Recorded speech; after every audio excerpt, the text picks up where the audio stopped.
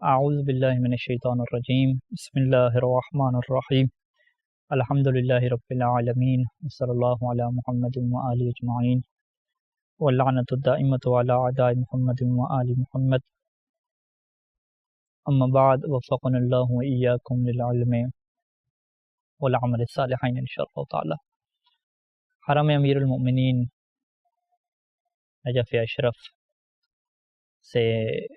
المعارف العربیہ international short course کے یہ دروس جاری ہیں، اور نکاح کے ان دروس میں 20 نمبر درس جو ہے وہ آپ کی خدمت میں پیش کرنے لگے ہیں۔ آج کے درس کا ہمارا عنوان یہ ہے کہ نکاح کے دوران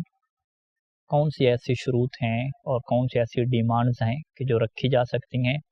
اور ان کا مطالبہ کرنا شریعت نے درست قرار دیا ہے۔ ہمارے پاس کلی قانون یہ ہے کہ جو بھی شرط شریعت کے قانون کے خلاف نہ ہو، شریعت میں جو جائز کام ہیں ان تمام جائز کاموں کی شرط رکھی جا سکتی ہے، اور اسی طریقے سے وہ شرط کے جو عقد نکاح کے تقاضوں کے خلاف نہ ہو وہ شرط بھی رکھی جا سکتی ہے۔ اب یہاں پہ اس کی کیا مثالیں ہمارے سامنے، چند ایک مثالوں سے یہ قانون جو کلی ہے یہ ہمارے لیے واضح ہوگا۔ جیسے مثال کے طور پہ نکاح کے اندر یہ شرط نہیں رکھ سکتے کہ جب لڑکی چاہے گی اس نکاح کو ختم کر دے گی، کہ جسے فقہ میں خیار فسخ کہتے ہیں، تو اس کے پاس یہ اختیار ہوگا کہ یا لڑکے کے پاس یہ اختیار ہوگا کہ جب چاہے گا اس نکاح کو فسخ کر دے گا۔ یہاں پہ بات طلاق کی نہیں ہو رہی، نکاح کو ختم کرنے کی بات ہو رہی ہے، فسخ۔ تو یہ والی شرط کیا باطل ہے، کیونکہ یہ شریعت کے قانون کے خلاف ہے کہ نکاح جو ہے وہ بغیر طلاق کے آپ ایسے بیٹھے بیٹھے ختم نہیں کر سکتے کہ میں نکاح کو فسخ کرتا ہوں۔ وہاں پہ باقاعدہ طلاق ہوتی ہے اور اس کی شروط ہوتی ہیں، لہٰذا یہ شرط رکھنا کیا غلط ہوگا۔ اسی طریقے سے جو ہے وہ اگر کوئی یہ شرط رکھتا ہے کسی حرام کام کی کہ یہ نکاح کرتا ہوں، شرط یہ ہے کہ تم شراب پیو گے، تم نشہ کرو گے، یا فلاں جو ہے وہ کسی کا قتل کرو گے، اس طرح کی، تو یہ شرط بھی جائز نہیں ہوتی۔ یا شرط یہ ہے کہ تم بے حجابی کرو گی، تو اس طرح کی شرطیں باطل ہوتی ہیں۔ یہ جو شرط باطل ہوتی ہے اس کا مطلب یہ ہوتا ہے کہ نکاح ٹھیک ہو رہا ہے، لیکن یہ جو شرط ہے یہ شرط فقط باطل ہے، اس کے اوپر عمل نہیں کیا جائے گا۔ اچھا، یہاں پہ اگر کوئی جائز شرط رکھی جاتی ہے جس کی جو ہے وہ بہت ساری مثالیں ہیں ہمارے سامنے، کہ فرض کریں کہ ایک یہ شرط رکھی جاتی ہے کہ گھر کے جو کام کاج ہیں اس کے لیے ایک نوکر رکھ کے دے گا شوہر کی یہ ذمہ داری ہے کہ گھر کے کام کاج کے لیے کسی نوکر کو معین کرے، تو یہ شرط ایک جائز شرط ہے، کیونکہ بیوی کے اوپر یہ واجب نہیں ہوتا کہ وہ گھر کے کام کاج کرے، اس کو شریعت نے یہ اختیار دی ہے، تو لہٰذا یہ مطالبہ کر سکتی ہے کہ کوئی نوکر ہوگا جو گھر کے کام کرے گا، یا جو ہے وہ خود جو ہے وہ شوہر اس کے گھر کے کام کاج سارے کرے گا، تو یہ شرط رکھ سکتی ہے اور اس کے اوپر عمل کرنا واجب ہوگا۔ اور اگر شوہر اس شرط کے اوپر عمل نہیں کرتا تو اس کا یہ مطلب نہیں ہوگا کہ اب بیوی کو یہ اختیار مل جاتا ہے کہ وہ نکاح کو ختم کر دے، نہیں، وہ نکاح کو ختم نہیں کر سکتی، نکاح باقی رہے گا، فقط شوہر جو ہے وہ گناہ گار ہوگا کہ اس نے جو وعدہ کیا تھا، جو ایک ایگریمنٹ کیا تھا، جو شرط اس نے مانی تھی، قبول کی تھی، اب اس کی کر رہے، خلاف ورزی کر رہے، لہٰذا اس باب سے اسے کہا جاتا ہے کہ نکاح کے دوران جو شرائط رکھی جاتی ہیں ان کی خلاف ورزی سے نکاح پہ اثر نہیں پڑتا، نکاح ٹھیک رہتا ہے۔ فقط جو مشکل پیش آتی ہے کہ ایسی نکاح کی خلاف ورزی کرنے والا بندہ گناہ گار ہوتا ہے، اور اس گناہ کی وجہ سے اس کے اوپر واجب ہو جاتا ہے کہ وہ اللہ کی بارگاہ میں توبہ کرے، جس طرح کہ ہر گناہ میں یہ قانون ہوتا ہے کہ جو بھی انسان گناہ کرے توبہ کرنا اس کے اوپر واجب ہوتا ہے۔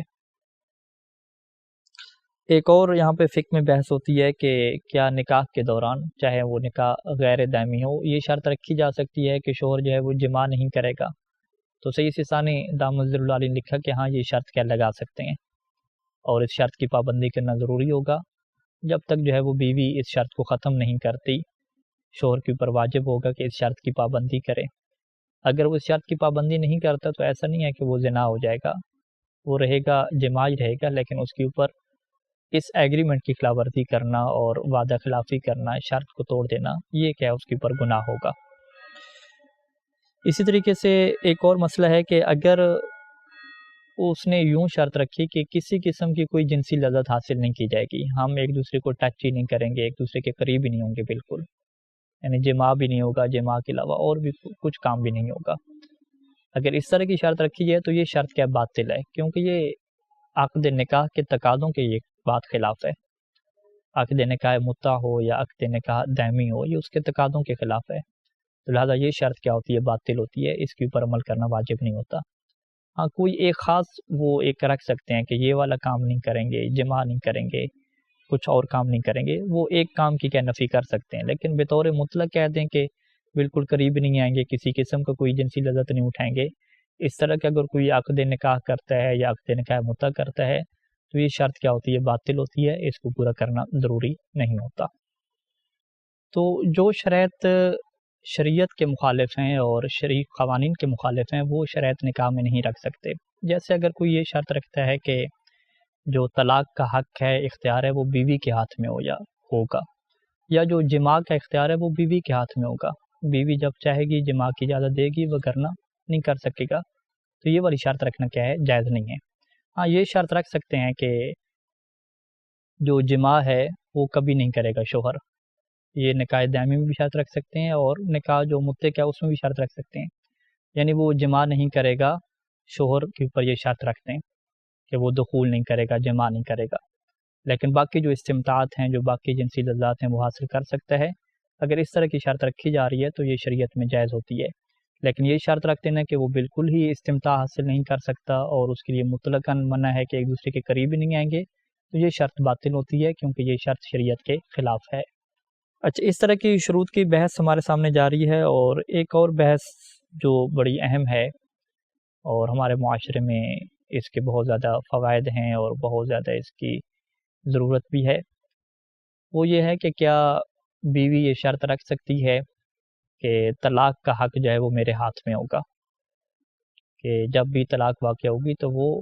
میرے ہاتھ میں طلاق ہوگی۔ تو اگر اس طرح کی کوئی شرط رکھی جائے تو یہ شرط باطل ہے، یہ شرط درست نہیں ہے، کیونکہ شریعت نے جو طلاق کا حق ہے وہ شوہر کو دیا ہے، اور شوہر کو جو طلاق کا حق دیا اس کو یہ نہیں اختیار دیا کہ تم یہ طلاق کا حق کسی کو دے دو، نہیں، شوہر کے پاس یہ حق ہے جو قابل انتقال نہیں ہے، جو ٹرانسفر نہیں ہو سکتا کسی اور کی طرف۔ لہٰذا اگر یوں مطالبہ کیا جاتا ہے کہ اب طلاق کا حق میرے پاس رہے گا تو یہ والا جو ہے وہ شرط کیا ہو جائے گی، باطل ہو جائے گی، اور اس سے ہم یہ کہتے ہیں کہ تفویض طلاق، تفویض حق کے طلاق، تو یہ ہمارے یہاں فقہ جعفری میں اس طرح کی شرط جو ہے وہ باطل ہوتی ہے کہ جس کی رعایت کرنا ضروری نہیں ہوتا، اور نہ ہی جو ہے وہ یعنی شرط ہی باطل ہے، فاسد ہے، لیکن نکاح اس سے باطل نہیں ہوتا۔ یہاں پہ ہمارے یہاں فقہ میں ایک مسئلہ ہے کہ اگر وہ طلاق کی وکالت لے لے، کیونکہ یہ جس کے پاس طلاق کا حق ہوتا ہے اسے شریعت یہ اختیار دیتی ہے کہ وہ یا طلاق کو خود جاری کرے یا طلاق کے جاری کرنے کے لیے کسی کو وکیل بنائے، اور وہ جو وکیل ہے وہ خود اس کی بیوی بھی ہو سکتی ہے۔ تو یہاں پہ ہمارے فقہا نے لکھا کہ اگر لڑکی یوں شرط لگائے کہ طلاق کی جو وکالت ہوگی وہ میرے ہاتھ میں ہوگی، یعنی مجھے جو تم نے طلاق دینی ہے اس طلاق کی وکیل میں خود ہوں گی، میں خود کو کیا ہے طلاق جاری کروں گی، وکالت وہ لے لیتی ہے، تو کیا یہ درست ہے؟ تو یہاں پہ فقہا نے لکھا کہ ہاں یہ اس طرح کی شرط لگانا درست ہے، اور یہ شرط جو ہے وہ شریعت کے خلاف نہیں ہوگی۔ اب اس کا طریقہ کار کیا ہوگا؟ اس کا طریقہ کار واضح ہے کہ خاتون یہی کہے گی کہ طلاق کی وکالت اگر میرے ہاتھ میں رہتی ہے تو میں کیا یہ شادی کرتی ہوں۔ اس کے بعد شوہر کہتے ہیں ٹھیک ہے میں آپ کو یہ حق دیتا ہوں، کون سا حق؟ وکالت کا حق، کہ طلاق میں جو ہے وہ تم میری طرف سے کیا ہوگی، وکیل ہوگی طلاق جاری کرنے میں۔ تو پھر یہ ایک ایسا ایگریمنٹ ہے کہ جو بعد میں کینسل نہیں ہو سکتا، یعنی اگر اسی شرط کے اوپر ان کی شادی ہو جاتی ہے اور وہ راضی ہو جاتے ہیں تو بعد میں شوہر یہ نہیں کہہ سکتا کہ وہ جو تمہیں میں نے وکالت دی تھی کہ تم طلاق جاری کر سکتی ہو میری طرف سے، وہ میں وکالت تم سے واپس لیتا ہوں، اس وکالت کو میں تمہاری وکالت کو میں معزول کرتا ہوں، تو یہ شوہر کے پاس کیا اختیار نہیں رہتا۔ یہ ایک ایسا ایگریمنٹ ہوتا ہے کہ جو ہمیشہ کے لیے کیا پکا ہو جاتا ہے۔ تو اب خاتون کے پاس کیا ہے یہ اختیار آ جاتا ہے کہ وہ جب چاہے جو ہے وہ اس وکالت کو استعمال کرے اور خود کو کیا طلاق دے دے۔ تو یہاں پہ جو طلاق دینے کا جو طریقہ کار ہوگا وہ یہی طریقہ کار ہوگا کہ وہ خود یہ کہے گی خاتون کہ انا طالق، انا یعنی میں، طالق یعنی طلاق یافتہ ہو گئی ہوں، اور اس کے لیے وہ ظاہری بات ہے جو باقی شرائط ہیں وہ بھی پوری ہوں گی کہ 2 عادل گواہ ہونے چاہیے، اور جو باقی دیگر طلاق کی شرائط ہیں وہ ساری کی ساری جب پوری ہوں گی تو خاتون اس وکالت کو استعمال کرتے ہوئے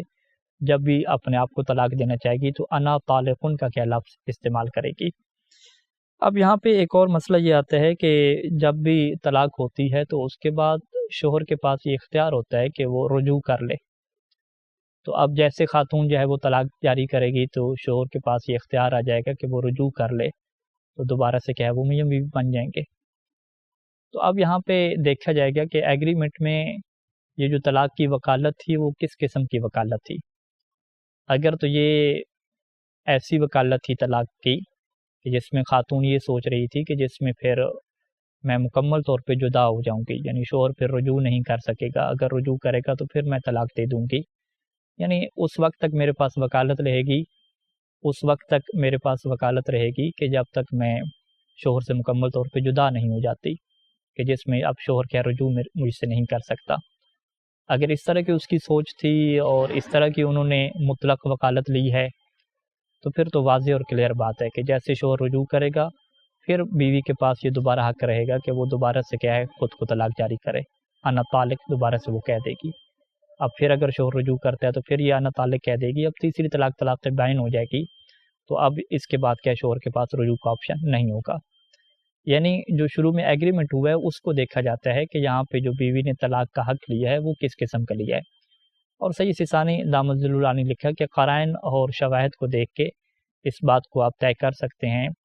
کہ جو طلاق کی وکالت لی گئی ہے کیا یہ بطور مطلق لی گئی ہے کہ جس میں طلاق رجعی بھی شامل ہے اور طلاق بین بھی شامل ہے، یعنی ایک ایسی طلاق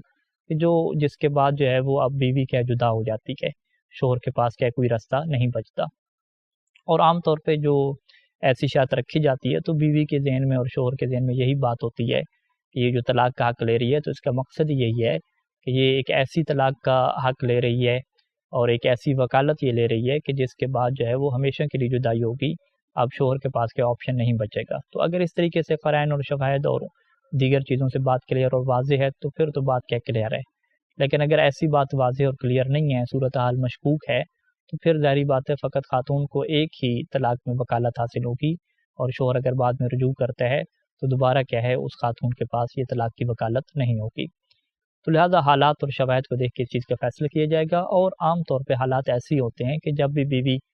یعنی کوئی بھی لڑکی اگر اس طرح کا حق لے رہی ہوتی ہے تو اس کے ذہن میں یہی ہوتا ہے کہ اب شوہر رجوع کر کے اس کو ختم نہ کر دے حق کو، بلکہ میرے پاس یہ حق اس طریقے سے باقی رہے کہ میں اپنے شوہر سے کیا مکمل طور پہ جدا ہو جاؤں، کیونکہ اس طریقے سے مراد ان کی ہوتی ہے اور یہ ان کے ذہن میں چیز راسخ ہوتی ہے، یعنی جیسے فقہی تعبیر میں کہتے ہیں ایک ارتکاز